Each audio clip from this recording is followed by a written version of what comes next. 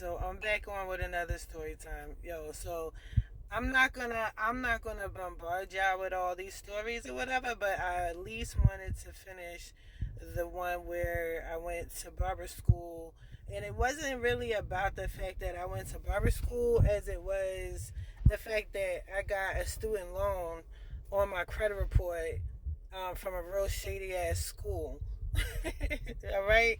So, but the story, how it all came about, was interesting or whatever, and y'all seem to be interested in the whole thing. So, look it. So, I was 19 years old. I was living in University City in West Philly, right? And um, I woke up one day. I didn't have any real goals or plans back then. I was just living. Yeah, dig me? Like I was just living my best life. I didn't care. So I was like, yo, I want to cut hair. I like guys. I like it when they get a haircut.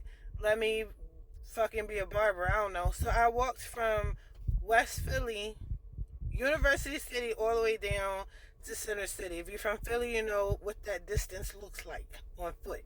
Okay?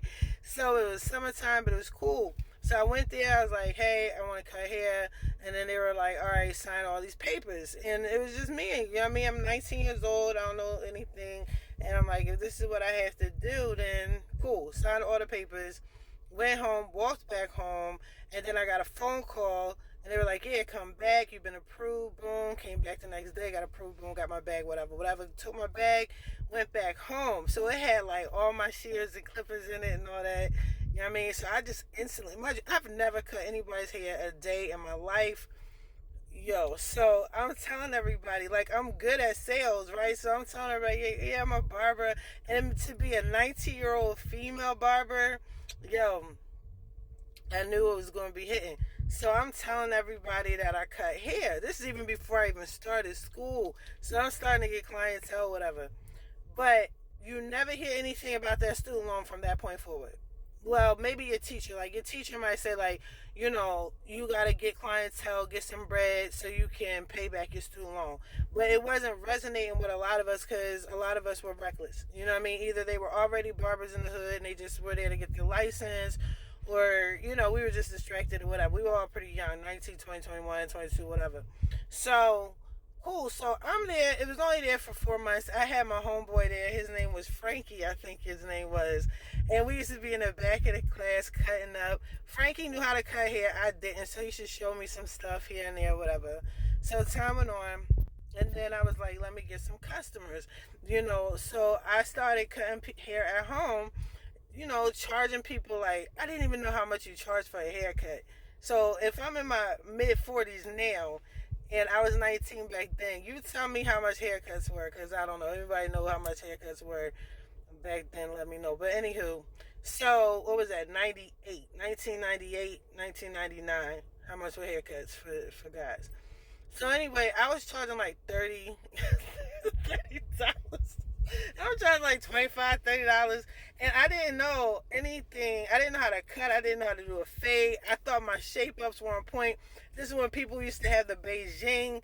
In Philly, we like to have our guys like to rock waves, and then they have the Spider-Man waves, and then they like to have the Beijing. Like if you're from Philly, you know anything about the Beijing, definitely leave a comment, yo. But that was then. I didn't know how to do any of that stuff, right? But I was still charging like $25, $30 just because. But I would wash their hair, and then I would try to do the shape up, and then I would do their hair, and I would get money or whatever. After a while, like I was cutting people's ear, messing up the hairline.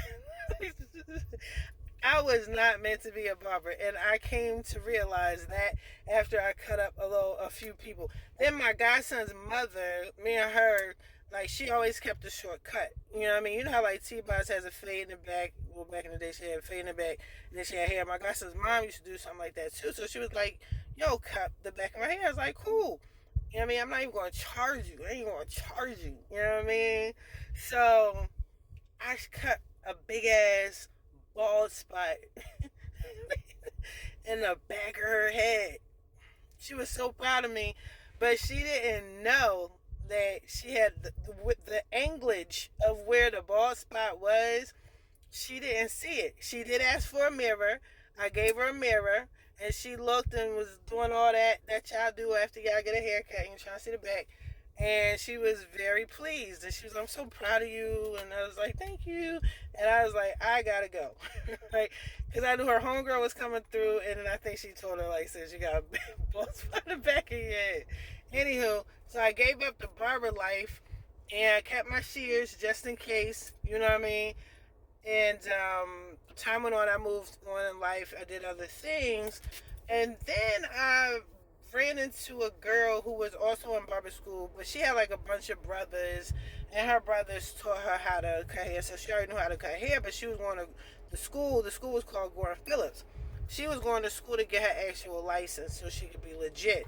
And I saw her, and she was like, did you hear about Gordon Phillips? And I'm like, nah, what happened? And she was like, they destroyed all of our credit. They took our money and ran. They set people up to just sign up for student loans, and they didn't get them a cosmetology license. Like, it was all this crazy stuff.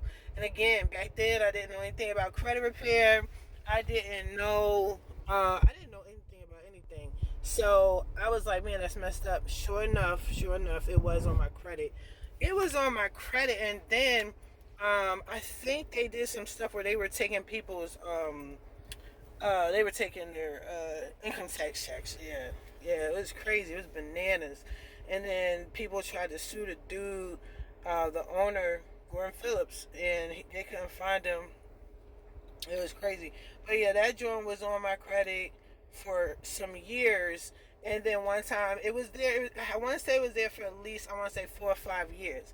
Even though I didn't know much about credit, I was told, like, like when I was trying to get an apartment or whatever, they would tell me, like, this is what's on your credit report or whatever. And what I found out was they just took it away from people. They took it off people's credit report voluntarily. They were getting sued, and I think it was part of the lawsuit. And I say that to say, again, October, I know y'all sick and tired of me saying this, but October is right around the corner. Student loans, man. You guys have been in deferment all this time for over 3 years. If you don't make a payment arrangement, if you don't get on the IDR join, they will backdate it, and your credit is going to be messed up like it was 3.5 years ago. All right? And if your credit or if your student loan, like, you could possibly get your student loan discharged if you went to a fucked up school like I did, like Gordon Phillips. All right? If they did something shady, if they did something they weren't supposed to, if the school closed, right, and you were still going to school there, and you couldn't transfer your credits or anything like that, you could get your student loan discharged, all of it, 100% within 30 days. If y'all need help with that, let me know. Go to fixmycreditnow850.com. If you need me to do the IDR for y'all, let me know too. But that was my little story. It messed me up, but at that time I was too ignorant to care. Now we're old enough. We got kids. We got family. We got ourselves. You know what I'm saying? And we want things in life, so we got to have better credit. But that's it. That's all. But yeah, like, my Philly people, yo, let me know if y'all remember the Beijing.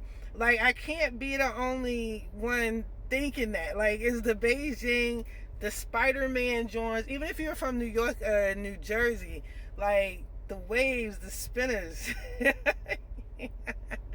We are creative people, I say. But anyway, I'm gonna let y'all go. But yeah, don't forget, follow, like, all that, share, whatever. And then go to Fix My Credit Now, alright? I'll talk to y'all.